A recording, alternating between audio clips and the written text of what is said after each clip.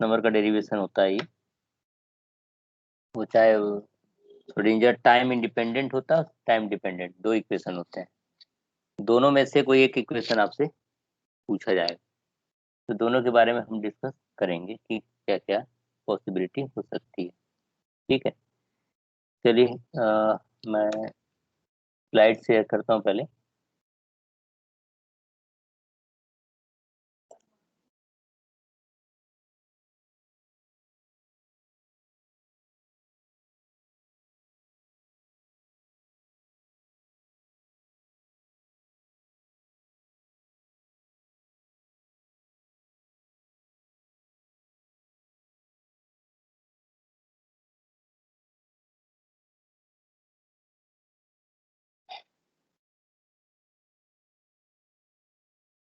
ठीक है,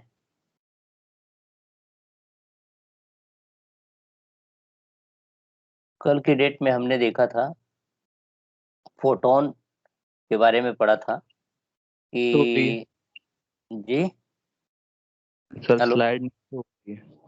क्या स्लाइड स्लाइड नहीं शो हो रही। स्लाइड शो नहीं हो रही है? ओके,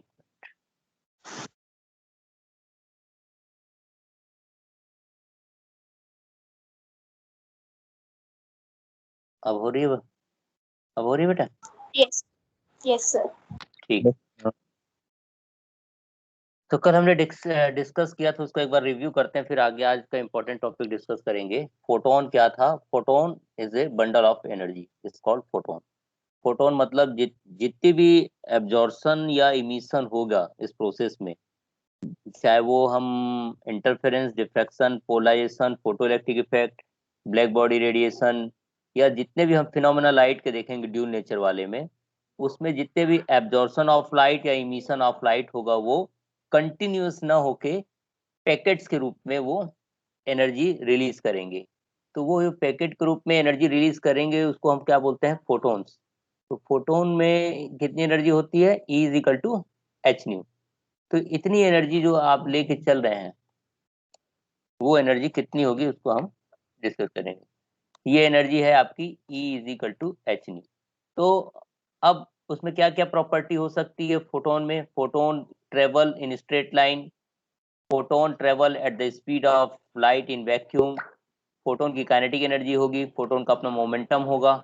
ठीक है, फिर हमने डिस्कस किया था फोटोन इलेक्ट्रिकली न्यूट्रल होते हैं।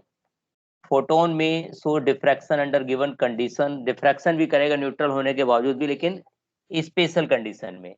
And photon are not deviated by magnetic and electric field. So these are the important characteristic of photon which are directly concerned with our dual nature of light.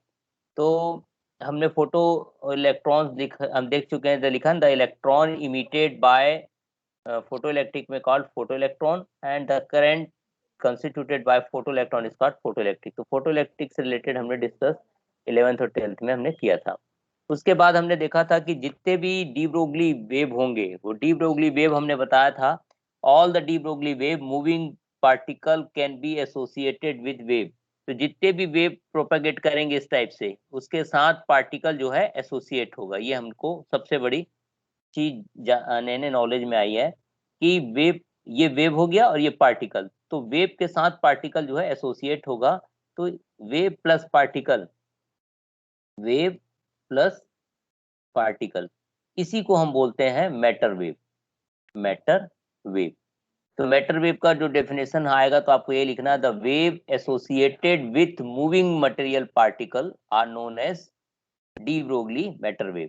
तो de Broglie matter wave के लिए हमने बताया, निकाला था according to the quantum theory, we already know that the energy of photon कितना होता है? E is equal to H nu, ये होता है। लेकिन at the same time when we discuss about the Einstein theory, the energy of photon is E is equal to mc square. तो इन दोनों को हमने कंपेयर कर दिया mc स्क्वायर और h न्यू को। न्यू बराबर c बाई लेमडा होता है। आप यहाँ पे वैल्यू पुटअप करके इसकी वैल्यू आप सीधा सीधा निकाल सकते हैं। तो हमने निकाला था lambda is equal to H upon M V, इसी को बोलते हैं डी ब्रोगली वेवलेंथ। ये हमने फाइंड आउट किया था। फिर उसके बाद हमने तीन क्या कहते हैं आपको डिफरेंट टाइप के डेरिवेशन कराए थे। De Broglie wavelength in terms of kinetic energy, de Broglie wavelength in terms of potential and temperature. ये तीनों हमने डिस्कस कर लिया था। आज जो डिस्कस करने जा रहे हैं उसको हम हेडिंग दे रहे हैं, और अभी से हम बता रहे हैं कि ये सबसे इम्पोर्टेंट टॉपिक है आपका, ठीक है। उसको हम बोलते हैं श्रोडिंगर इक्वेशन, ठीक है, श्रोडिंगर इक्वेशन। तो according to de Broglie theory, every moving particle has wave associated with, ये हमने पहले ही हमको पता है, and the wavelength of wave is given by de Broglie relation lambda is equal to h upon m। ये हमने डिस्कस किया है। मैं इसलिए इसको बार बार बता रहा हूँ कि जो हम जो डिस्कस करने जा रहे हैं वो है श्रोडिंगर वेव इक्वेशन। वेव का मतलब होता है बहुत सारी वेव प्रोपागेट कर रही होंगी। So to explain the dual nature of matter, Schrodinger considered every material particle as to be equivalent to the wave packet। तो ड्यूल नेचर ऑफ मैटर को एक्सप्लेन करने के लिए श्रोडिंगर एक साइंटिस्ट थे जिन्होंने क्या कहते हैं, उन्होंने माना कि जितने भी मटेरियल पार्टिकल मूव कर रहे होंगे, मटेरियल पार्टिकल का मतलब ये जा रहा है वेव, तो ये वेव क्या है, पैकेट के रूप में होंगे। और पैकेट का मतलब हमने कब बताया था, different velocity and different frequency की बहुत सारी वेव, सब ये जा रही है एक फ्रीक्वेंसी की, एक दूसरी फ्रीक्वेंसी की ये जा रही है, ऐसी बहुत सारी वेव जा रही है, उसको वेव पैकेट के रूप में हम मान के चलेंगे। और हमने बताया था, कल ये भी बताया था कि किसी सिंगल पार्टिकल की वेलोसिटी को क्या बोलते हैं, ग्रुप वेलोसिटी, कल ये भी डिस्कस किया था। So the wave packet comprise a group of wave of slightly different wavelength, phase and amplitude, and they interfere with each other। अब बहुत सारी वेव एक दूसरे से इंटरफेयर करेंगी, कहीं ना कहीं उसमें क्या बनेगा, कंस्ट्रक्टिव इंटरफेरेंस बनेगा, कहीं डिस्ट्रक्टिव इंटरफेरेंस बनेगा, ठीक है। So two type of interference take place, constructive and destructive. तो ये आप लोगों ने 12th क्लास में पढ़ा है कि नहीं? Hello, yes sir, Yes, sir. Constructive wave और डिस्ट्रक्टिव Yes, वेव। sir. है ना। तो जब दो वेव एक ही डायरेक्शन पे मूव करेंगी तो जिनके नोड और नोड आपस में मिलेंगे, नोड और नोड, वहां क्या बनेगा, कंस्ट्रक्टिव इंटरफेरेंस बनेगा।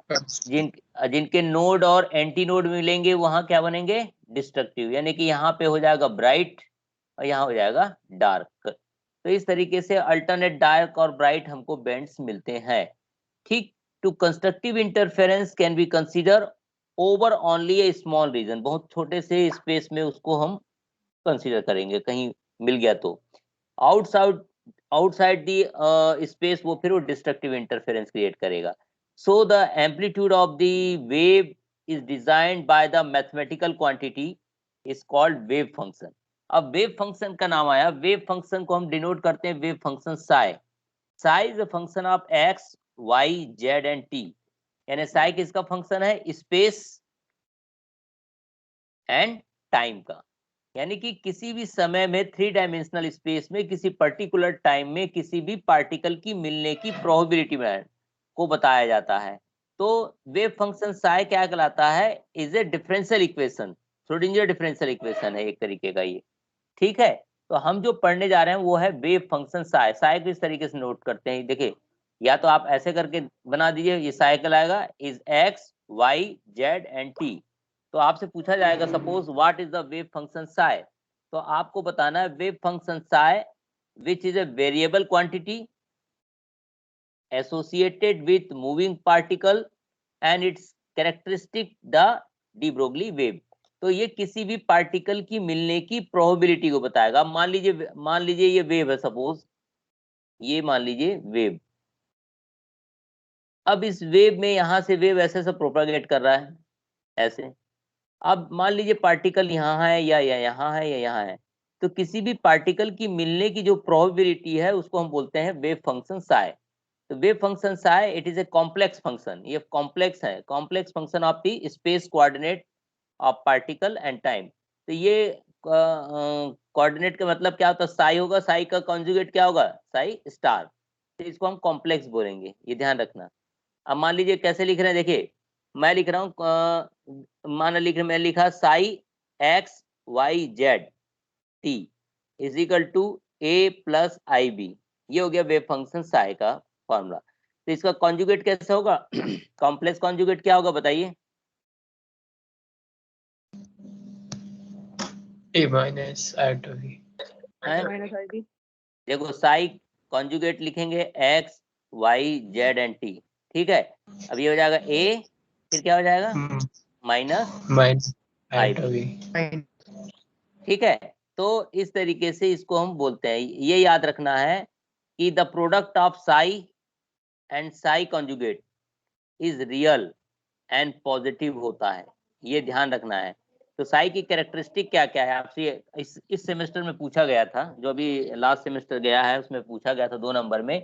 Write down the characteristic of wave function psi. तो साई के जो मेन कैरेक्टरिस्टिक होती है वो होती है, पहला कि इट मस्ट बी फाइनाइट होना चाहिए, it must be finite, it must be positive होना चाहिए, इट मस्ट बी कंटिन्यूअस होना चाहिए, it must be single value होनी चाहिए, ठीक है। It must be first derivative होना चाहिए, फर्स्ट डेरिवेटिव। तो ये क्या है, कैरेक्टरिस्टिक है। तो आप अपने टिप में याद रखिए कि वेव फंक्शन साई को हम क्या बोलते हैं। सबसे पहले तो यही समझना होगा कि वेव फंक्शन साई है क्या। तो क्या है वेव फंक्शन साई, किसी भी पार्टिकल की मिलने की प्रोबेबिलिटी को बताता है विदिन ए क्या कहते हैं लिमिट। मान लो मैंने अभी बताया ना कि ये यहाँ से लेके यहाँ तक कोई वेव है और प्रोपागेट कर रहा है, और किसी पार्टिकल के यहाँ पे हो सकता है, यहाँ पे हो सकता है, यहाँ पे। तो फिजिक्स में क्या बोला जाता है कि एक इलेक्ट्रॉन के लिए एक इक्वेशन जनरेट किया जाता है। इलेक्ट्रॉन होते हैं मिलियंस में, तो इतने सारे इलेक्ट्रॉन को हम बहुत सारे इक्वेशन नहीं जनरेट कर सकते, इसलिए हम उसको प्रोबेबिलिटी बनाते हैं। तो प्रोबेबिलिटी के रूप में हम लिखते हैं वेव फंक्शन साई। तो वेव फंक्शन साई क्या क्या होता है, वेव फंक्शन साई पहला फाइनाइट होगा, निश्चित होगा, पॉजिटिव होगा, कंटिन्यूअस होगा, सिंगल वैल्यू होगी और फर्स्ट डेरिवेटिव होगी। तो ये सारी चीज आपको लिखनी है 4 पॉइंट यदि 2 नंबर के क्वेश्चन पे आता है कि what is wave function Sai, ठीक है। समझ में आ रहा है आप लोग को, ठीक। आगे बढ़े। Yes, sir. अब क्या है, श्रोडिंगर जो वेव फंक्शन है वो एक फंडामेंटल इक्वेशन है वेव फंक्शन का, बहुत ही। इसको हम बोलते हैं, जैसे कि आप लोगों ने जो पढ़ा था, जैसे Newton second law of motion पढ़ा था क्लासिकल फिजिक्स में, ऐसे ही it is a differential equation. ये डिफरेंशियल इक्वेशन है for the de Broglie wave associated with particle and describe the motion of particle. तो किसी भी पार्टिकल के मोशन को डिस्क्राइब करने के लिए जिस डिफरेंशियल इक्वेशन को हम यूज करते हैं उसको हम बोलते हैं श्रोडिंगर डिफरेंशियल इक्वेशन, याद रहेगा। तो श्रोडिंगर वेव इक्वेशन क्या है, Schrodinger wave equation is the fundamental equation of wave function in the same sense as Newton's second law of motion of classical mechanics. So it is a differential equation, differential equation है, ये याद रखना। तो differential equation में हम क्या बता रहे हैं, किसी भी पार्टिकल की मिलने की प्रोबेबिलिटी को हम इस इक्वेशन के द्वारा बताएंगे। अब वो डिपेंड करेगा, इंडिपेंडेंट होगा या डिपेंडेंट होगा, उसको हमको डिस्कस करना है, ठीक है। तो कोई स्टूडेंट मेरे को थोड़ा ब्रीफ करके बताया कि वेव फंक्शन साई क्या है और उसकी कैरेक्टरिस्टिक क्या होगी। चलिए बोलिए बोलिए। Wave functions are a variable. Hmm Its characteristic, it is a must be finite, positive, hmm single, and first derivative and continuous, hmm the single value, very good. etc. तो And it is also represented by for space and time. Time coordinate, good. So तो wave function Sai जो होता है वो कहलाता है mod के रूप में लिखा जाता है, ध्यान रखना, mod psi of x Y z t square is called the modulus of psi, ठीक। it is also a positive quantity and is called the probability amplitude of particle। इसको क्या बोलते हैं, probability of amplitude of particle, ये ध्यान रखना, probability of amplitude of particle। ये जो लिखा जा रहा है मॉड के, मॉड हमेशा क्या होता है, पॉजिटिव होता है। सो its magnitude is large in region where the probability of finding the particle is high and its magnitude is small where the probability of finding the particle is low। दोनों चीज है, जहां पे मिलने की प्रोबेबिलिटी। हाँ। इसके जो क्वेश्चन, इसके जो वैल्यूज होंगी सर, वो इमेजिनरी भी हो सकती हैं क्या सर? हाँ, इमेजिनरी भी हो सकती, कॉम्प्लेक्स होता है ना, मैंने पहले बताया ना, it is a complex function of space coordinate of particle and time, है ना। तो ये अभी जो हमने डिस्कस किया था ना, ये वाला, ये तो ये कॉम्प्लेक्स है, it is a complex function of the space coordinate of the particle and time. तो इसलिए हमने इसको लिया, ये हो गया आपका वेव फंक्शन, और इसका कॉन्जुगेट निकाल दिया। तो हमेशा ये याद रखना, psi does not equal to zero, ये याद रखना, जीरो कभी नहीं हो सकता, साई की वैल्यू कभी जीरो नहीं होगी, क्योंकि वो हमेशा साई और जो साई कॉन्जुगेट है, साई एंड साई कॉन्जुगेट, इसका जो प्रोडक्ट है वो रियल होगा एंड पॉजिटिव होगा, ध्यान रखना, if psi does not is equal to zero. तो स्क्वायर रूट जो हमने बताया, ये square root mod psi x y z t square is called the modulus of psi and it is also a positive quantity। ठीक, तो ये आपको ध्यान रखना है। तो मेन जो यानी कि इसको आप इस तरीके से बोल सकते हैं कि psi is the measure of probability of particle around the particular position। तो किसी भी पार्टिकल की मिलने की प्रोबेबिलिटी यदि बताना है किसी पर्टिकुलर पोजीशन पे, तो उसको हम बोलेंगे साई, और साई फंक्शन होगा x Y Z and t का। ठीक है, और किसी को कोई क्वेश्चन पुट अप करना है तो पूछ सकता है, एनीवन? सर ये टाइम के रिस्पेक्ट में भी बताता है उसके पोजीशन? हाँ बिल्कुल, नेचुरल सी बात है। याद रखिए, हम जब क्वांटम फिजिक्स पढ़ते हैं तो विदाउट टाइम के हम किसी चीज को कंसीडर नहीं कर सकते। आप बोलते हैं dt टाइम में वो कहीं गया, या dt टाइम में ये हुआ, t टाइम में ये हुआ, तो हम स्पेस लेते हैं, केवल स्पेस में तो 3 डायमेंशनल स्पेस हो गया, एक्स वाई जेड। लेकिन टाइम हम, इसलिए तो हमने रिलेटिविटी में कहा था कि ये क्या कहते हैं, ये कंटिन्यूअस फंक्शन है। हम मैथमेटिक्स में अलग पढ़ते हैं, लेकिन हम फिजिक्स में इसको कंटिन्यूअस फंक्शन के रूप में पढ़ा जाता है। ये कोई डिस्क्रीट फंक्शन नहीं है, ये continue X Y Z and T is a continuous function, merge, एक दूसरे में मर्ज है, हम मैथमेटिक्स में अलग पढ़ते हैं। तो यहाँ यही बताने की सर कोशिश की जा रही है, with respect to time we will try to find out the particle position कहाँ पे है। हाँ, क्या पूछे थे बेटा? सर जो स्पेस में भी अगर वेव के साथ ही पार्टिकल चलेगा? क्या चीज? वेव जो है पार्ट, हाँ बिल्कुल, अभी हमने बताया कि जितने भी वेव हम फोटोग्राफ करेंगे पार्टिकल इसके साथ एसोसिएट होंगे, ये आपको बताना ही है। ठीक है, लेकिन कल हमने प्रूफ भी कर दिया, ये देखो हमने कल प्रूफ किया था ये, Vp is equal to c square upon v, की वेव और पार्टिकल दोनों, पार्टिकल को छोड़ के, वेव को छोड़ के पार्टिकल अलग हो गया, ऐसा हो, इसमें हमने प्रूफ किया, यानी कि लाइट की वेलोसिटी से कहीं ज्यादा हमने प्रूफ कर दिया सिंगल पार्टिकल की वेलोसिटी, जो कि गलत है, लेकिन हमने प्रूफ कर दिया। लेकिन हमने कहा था कि किसी भी सिंगल पार्टिकल की वेलोसिटी ग्रुप की वेलोसिटी को रिप्रेजेंट करता है, और ये बात अभी अभी हमने फिर से यहाँ पर भी आपको बताई, ये वाले केस में, कि किसी भी सिंगल पार्टिकल की वेलोसिटी ग्रुप की वेलोसिटी को रिप्रेजेंट करेगी। और ये भी याद रखना है आपको, ये देखिए हाँ बेटा, स्पीड होगी वो लाइट की होगी? हाँ, इस कहाँ?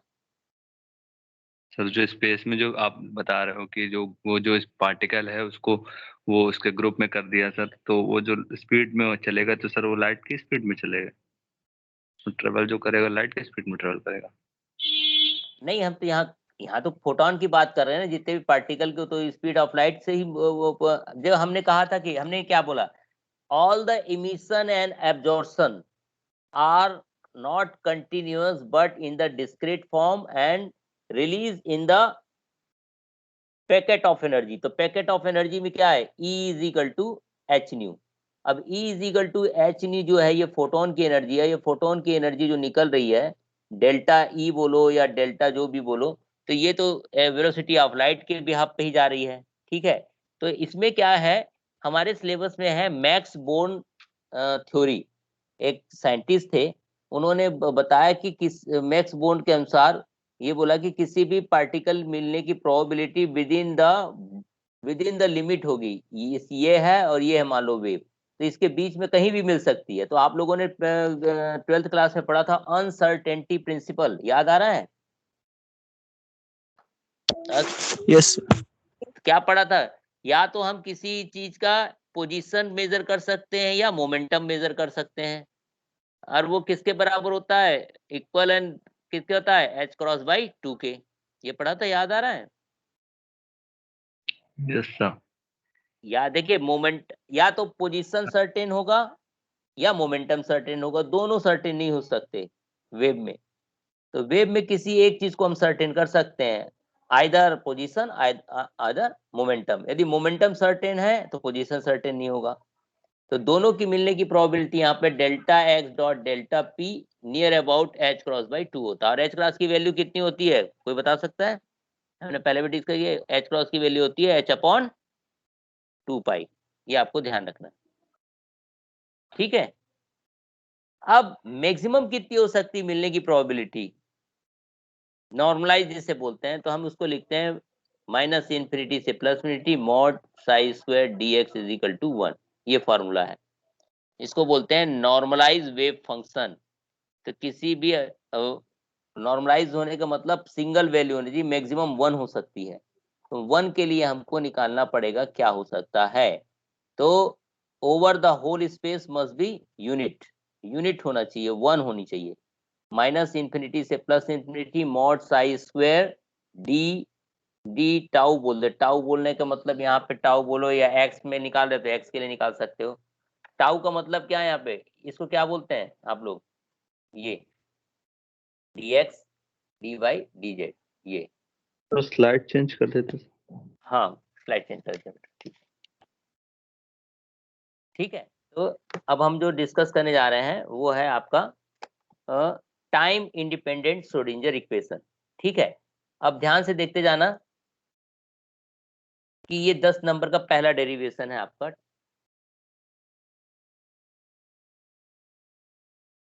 Time independent Schrödinger equation. अब एग्जाम में क्या इसको किस तरीके से पूछता है, देखिए इसी को ही बोल देता है स्टेशनरी, ठीक है। याद रखना इसको स्टेशनरी के नाम से पूछता है, स्टेशनरी स्टेट इक्वेशन। या इसी को क्या पूछेगा, इसी को बोल देता है स्टेडी स्टेट वेव इक्वेशन। अब देखो 3 तरीके से इस इक्वेशन को एग्जाम में पूछा गया है। या तो आपसे बोला जाएगा to find out the time independent Schrödinger equation है, या पूछा जाएगा to find out the stationary state equation, या to find out the steady state. तो हम कंसीडर कर रहे हैं, suppose let us consider a system of stationary wave to be associated with particle. तो मैं फिर बार बार बोल रहा हूँ, हमको ये जरूर लिखना है कि यदि हम कोई वेव ले रहे हैं तो पार्टिकल उसके साथ क्या है, एसोसिएटेड है। तो let us consider a system of stationary wave to be associated with particle if the position coordinate of particle, if the position है x y z एंड, ठीक है, ये हो गया position, and function psi be the periodic displacement of matter wave, ये उसका displacement को represent कर रहा है। तो किसी भी टी टाइम में डिफरेंशियल इक्वेशन क्या होगा हमको बताना है। अभी केवल डिफरेंशियल इक्वेशन बता रहे हैं, इंडिपेंडेंट इक्वेशन नहीं बता रहे। याद रखना आपसे एग्जाम में 2 नंबर में ये भी पूछा गया है, write down the Schrodinger differential equation. Independent नहीं पूछेगा, केवल आपसे पूछा जाएगा श्रोडिंगर डिफरेंशियल इक्वेशन। तो श्रोडिंगर डिफरेंशियल इक्वेशन क्या है, ये आपसे केवल 2 नंबर में पूछा जाएगा। तो देखिए क्या होता है, अब यहां से लिख रहा हूं, del square psi upon del x square, del square psi upon del Y square, del square psi upon del Z square is equal to 1 upon u square, del square psi upon del t square. This one is called Schrodinger differential equation, ये है, ठीक है। Exam में यदि 2 number में आ गया कि write down the Schrodinger differential equation, तो आपको ये लिखना है, ये 3 डायमेंशनल हो गया ना, एक्स वाई जेड। यू क्या है यहाँ पे, where u is the wave velocity, उस वेव की वेलोसिटी को रिप्रेजेंट कर रहा है। और साई किसको रिप्रेजेंट कर रहा है, साई किसको रिप्रेजेंट करता है? बोलिए, अभी भी बताया था। साई इज द फंक्शन, हाँ, Sai is the function of space and time. ठीक, अब मैं इसको कैसे शॉर्ट में लिख सकता हूँ? देखिए, इसी को ही शॉर्ट में लिख रहा हूँ। देखिए, del square psi is equal to 1/u², del square psi upon del t square. ये देखिए, मैंने शॉर्ट में लिख दिया पूरे इक्वेशन को, यानी इस इक्वेशन के पार्ट को मैंने केवल डेल लिख दिया। ये इसको क्या बोला जाता है? ये क्या कहलाता है? Del square upon del x square कर सकते हैं, डेल स्क्वायर अपॉन हाँ, डेल वाई। नहीं, इसको बोलते क्या है बेटा? इसको बोलते क्या है? कोई बता सकता है इसको क्या बोला जाता है? डेल्टा। डेल्टा। और कोई बताए? Sir divergence. डाइवर्जेंस। और डेल चल, सब लोग अपने अपने तरीके से कोशिश कर रहे हैं। गुड। और कोई बताए?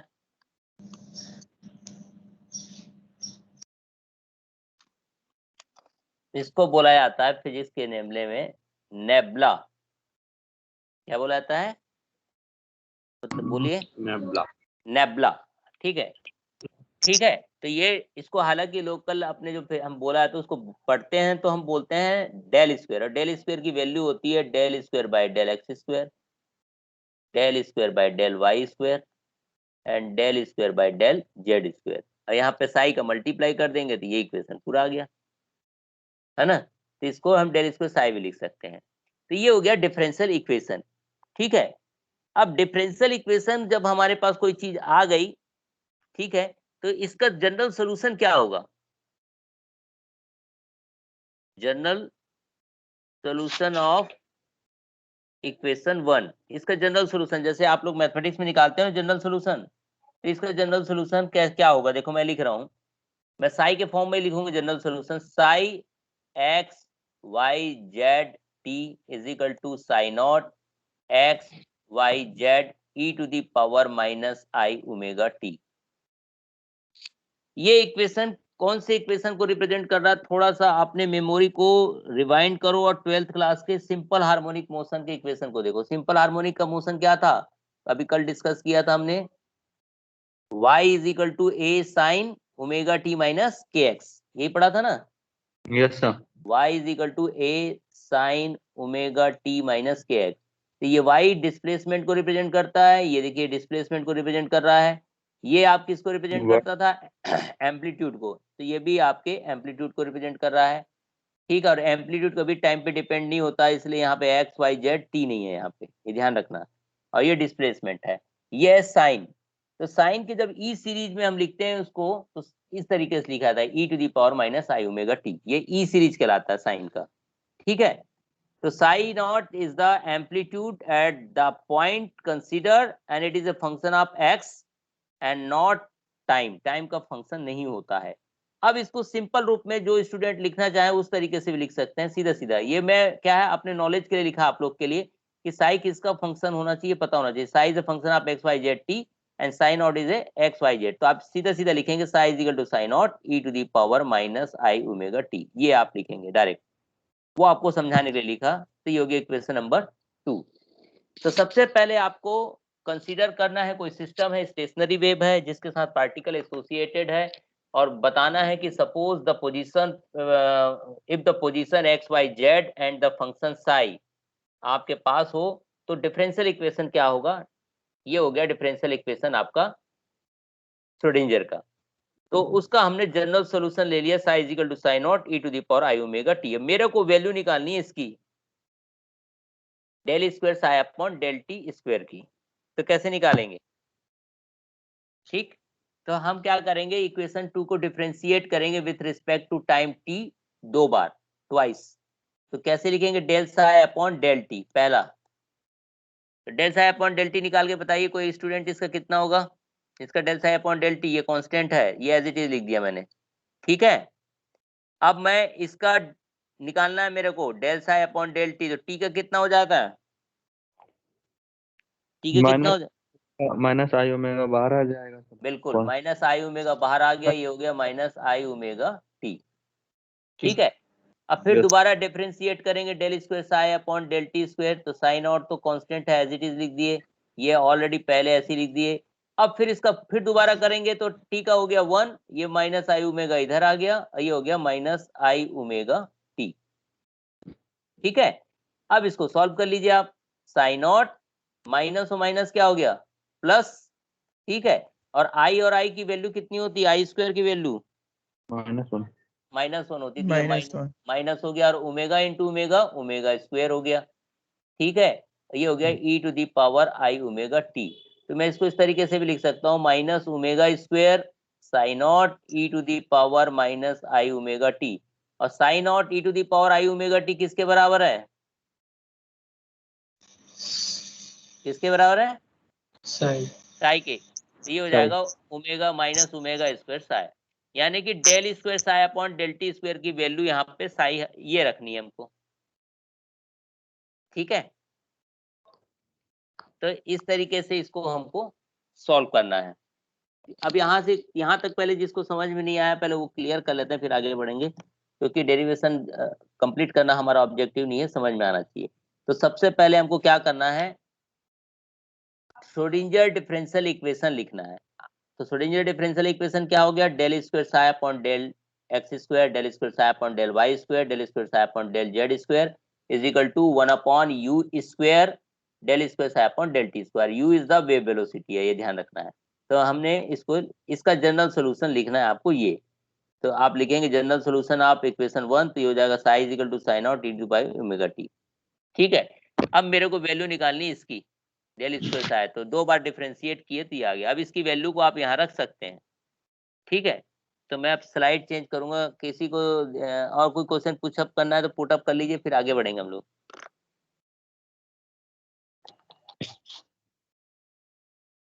किसी को कोई क्वेश्चन पुटअप करना है? सर जो जनरल इक्वेशन है सर, जो इसकी है sir, nebula nebula nebula square, हाँ हाँ, नहीं इसकी सर। इसकी नहीं बे, इसकी ये है बेटा, ये जो आपने इक्वेशन लिखा है ना डिफरेंशियल इक्वेशन श्रोडिंगर का, ये इक्वेशन नंबर 1, इसका जनरल सॉल्यूशन ये है। ठीक है, ये पूरे का। ठीक है, ये जनरल सॉल्यूशन हो गया, इसके बेस पे हमको निकालना है। Okay sir. एक मिनट, मैं यहाँ पे स्लाइड खाली कर देता हूँ, एक यहीं पे मैं फिर से समझा दूंगा ताकि आपको क्लियर हो जाए।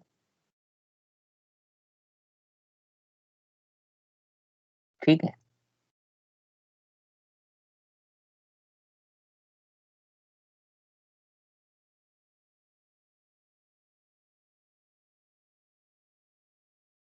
ठीक है, तो एक बार फिर से मैं यहाँ पे फटाफट वही चीज लिखते जा रहा हूँ ताकि आपको समझ में आ जाए। जो पूछना है आप लोग मेरे से पूछ जाइएगा। तो हमने सबसे पहले क्या लिख दिया, ये हो गया आपका del square psi upon del x square del square psi upon del Y square del square psi upon del Z square is equal to 1 upon u square del square psi upon del t square. अब इसका general solution आप लिख दिए, psi is equal to psi naught e to the power minus i omega t. मेरे को value निकालनी इसकी, तो पहले del psi upon del T निकाला, तो ये हो जाएगा साइन नॉट कांस्टेंट है, इसका एक बार डिफरेंशिएशन करेंगे तो टी का हो गया 1, तो हो गया minus i omega e to the power minus i omega t. दोबारा डिफरेंशिएट किए हमने ये, तो psi naught as it is, ये एज इट इज। अब फिर इसका करेंगे तो 1 हो गया, तो ये हो गया minus i omega e to the power minus i omega t. तो del square psi upon del t square की वैल्यू हो गई sine naught minus minus plus, और आई इंटू आई स्क्वायर की वैल्यू थी माइनस, ये हो गया ओमेगा स्क्वायर, ये हो गया e to the power minus i omega t. तो psi naught e to the power i omega t किसके बराबर है, साई के। तो टोटल वैल्यू हो गई आपकी माइनस ओमेगा स्क्वायर साई, ये हो गया। अब इसकी वैल्यू को यहाँ रख दीजिए आप इक्वेशन नंबर पे, तो कितना हो जाएगा, आप यहाँ लिखेंगे फ्रॉम इक्वेशन फर्स्ट से, तो हो जाएगा del square psi upon del x square del square psi upon del Y square del square psi upon del Z square is equal to, ये माइनस है यहाँ पे लिखना है, तो हो जाएगा minus omega square u square psi, ये आ गया। ठीक है, इसकी वैल्यू को मैंने यहाँ रख दी, ये माइनस है तो माइनस साइन यहाँ लगा दिया, तो omega square upon u square. अब इसको इधर ट्रांसफर कर दीजिए, तो del square psi upon del x square, del square psi upon del Y square and del square psi upon del Z square plus omega square upon u square psi is equal to 0। ये आ गया। यहाँ तक किसी कोई problem? ठीक है। अब ओमेगा बराबर क्या होता है बताइए? 2 पाई न्यू न्यू, और न्यू इज इक्वल टू क्या होता है? सी बाई लेम्डा। सी तो हम यहाँ लिख देंगे omega is equal to 2 pi c upon lambda, लेकिन मेरे को निकालना है ओमेगा अपॉन यू। तो ओमेगा तो ये हो गया, ये लाइट की वेलोसिटी है जबकि हम ले रहे हैं वेव की वेलोसिटी, तो आप यहाँ पे लिख देना सी इज इक्वल टू हमको लेना है यू, क्योंकि हम यू लेके चल रहे थे। ये कन्वर्ट कर दीजिए इसे, 2 पाई यू अपॉन लेम्डा। तो यहाँ से ओमेगा अपॉन यू की वैल्यू निकाल लो। ओमेगा अपॉन यू कितना हो गया? 2 पाई बाई लेम्डा। ये आ गया ओमेगा अपॉन यू। और यहाँ हमको लेना है omega square upon u square, इसकी वैल्यू निकालो। सर कैसे? देखिए ओमेगा इज इक्वल टू क्या होता है? 2 पाई न्यू। क्लियर है यहाँ तक? Yes sir. और न्यू इज इक्वल टू कितना होता है? सी बाई लेम्डा। ये भी क्लियर है? तो इसकी वैल्यू Yes. मैंने यहाँ रख दी, ये आ गया सी बाई लेम्डा। ठीक है। अब हम ले रहे हैं वेलोसिटी यहाँ यू के फॉर्म में, और हमारे पास वेलोसिटी क्या है? सी के फॉर्म में। तो हम सी बराबर क्या मान लेंगे? यू। ठीक है, दोनों वेलोसिटी है ना, तो हम लेकिन यू के रूप में ले रहे हैं, तो यू ले लिए बस, हम यहाँ सी की जगह यू ले लीजिए बस। अब तो यू बाई लेम्डा हो गया। ठीक, अब मेरे को वैल्यू निकालनी है, ओमेगा अपॉन यू के फॉर्म में रखना है। तो ओमेगा ये है और यू ये है, तो ओमेगा अपॉन यू किसके बराबर हो गया? 2 पाई बाई लेम्डा। और मेरे को निकालना है omega square upon u square, तो हो जाएगा 4 pi square upon lambda square. ये हो गया। अब इसकी वैल्यू को आप इक्वेशन नंबर यहाँ रख दीजिए 3 में। तो इक्वेशन हो गया del square psi upon del x square, del square psi upon del Y square and del square psi upon del Z square plus 4 pi square upon lambda square psi is equal to 0। ये आ गया यहाँ तक। ठीक है, यहाँ Yes. यहाँ तक किसी कोई प्रॉब्लम? सर ये एक लाइन ऊपर ही ओमेगा स्क्वायर वाला बताना सर। ओमेगा स्क्वायर अपॉन, देखो ओमेगा अपॉन यू है, ये है दिखाई दे रहा है ओमेगा यू, यू इधर आ जाएगा तो क्या बन जाएगा? ओमेगा अपॉन यू बन गया। ठीक है, और Yes. इस 2 पाई बाई कितना हो गया? लेम्डा। मेरे को वैल्यू चाहिए omega square upon u square की, इसका हो दोनों तरफ स्क्वायर कर दो। तो ओमेगा अपॉन यू स्क्वायर किसके बराबर हो गया? इधर भी स्क्वायर हो जाएगा, 4 pi square upon lambda square. तो अब omega square upon u square यहाँ पे है, इसकी वैल्यू को आपने यहाँ से यहाँ रख दी, तो ये आ गई value 4 pi square upon lambda square. ये है साई, तो साई ये आ गया। ठीक है, क्लियर है? किसी को कोई Yes, डाउट sir. है ना? अब क्या करेंगे? जो वैल्यू आई हमारी del square psi upon del x square, del square psi upon del Y square, del square psi upon del Z square, हमारी वैल्यू आई 4 pi square upon lambda square psi is equal to 0। और lambda बराबर क्या होता है? हमने पहले निकाला एच अपॉन एम बी, ये निकाला ना। अब मेरे को वैल्यू चाहिए लेम्डा स्क्वायर की, तो यहाँ लेम्डा स्क्वायर की वैल्यू निकालो, h square upon m square we square. अब इसकी वैल्यू को यहाँ रख दीजिए आप। तो del square psi upon del x square, del square psi upon del Y square, del square psi upon del Z square plus 4 pi square. तो ये हो गया। अब लेम्डा है, लेम्डा की वैल्यू है एच स्क्वायर बटे इतना, थे ये ऊपर हो जाएगा एम स्क्वायर वी स्क्वायर और एच स्क्वायर नीचे हो जाएगा। ठीक है, ये हो जाएगा साई इज इक्वल टू 0। ठीक है, यहाँ तक किसी कोई दिक्कत? लेम्डा की ये वैल्यू हमने ऊपर रख दी बस। अब आपको बताया था एच क्रॉस बराबर क्या होता है? एच अपॉन 2 पाई। तो एच क्रॉस स्क्वायर बराबर कितना हो जाएगा? H square upon 4 pi square. आपको दिखाई दे रहा है एच स्क्वायर ये है, 4 पाई स्क्वायर ये है। तो इसको हम क्या लिख सकते हैं? Del square psi upon del x square, del square psi upon del Y square and del square psi upon del Z square is plus m square we square. अब ये हो जाएगा एच क्रॉस स्क्वायर, ये Sai is equal to 0। ये हो गया। यहाँ तक कोई दिक्कत? No sir. अब आपको लास्ट पास करना है, टोटल एनर्जी बराबर क्या होता है? Potential energy plus kinetic energy, यही होता है। मेरे को लाना है एम स्क्वायर वी स्क्वायर के फॉर्म में, तो इसको आप इधर ट्रांसफर कर दीजिए, E minus V is equal to half M V square, तो 2 को इधर ले जाइए, 2 ई माइनस वी हो जाएगा, ये हो जाएगा एम वी स्क्वायर, दोनों तरफ एम का मल्टीप्लाई कर दो, 2m E minus V M square we square, ये आ गया।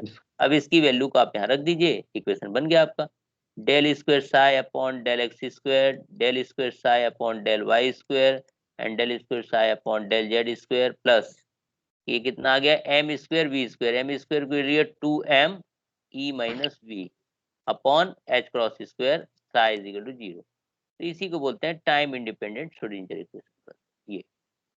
ये 10 नंबर का आपका डेरिवेशन हो गया, यानी यहाँ से शुरू करेंगे और यहाँ तक आपको करना है, ये 10 नंबर का डेरिवेशन आपका आएगा, इसको बोलते हैं टाइम इंडिपेंडेंट श्रोडिंगर। ठीक है, तो जब जब कल हम क्लास लेंगे आप लोग का रिवीज, तो इसी को फिर से एक बार रिवाइज कराएंगे आपको पहले, ठीक है। सर वो स्लाइड दिखाना सर। स्लाइड एक बार दिखाता हूँ बेटा आपको, वो स्लाइड एक्चुअल वो हट गई, वो सेव नहीं कर पाया मैं अभी, लेकिन रिकॉर्डिंग में है, आप रिकॉर्डिंग में देख लेना उससे, ठीक है। सर तो मैं रिकॉर्डिंग स्टॉप कर रहा हूँ।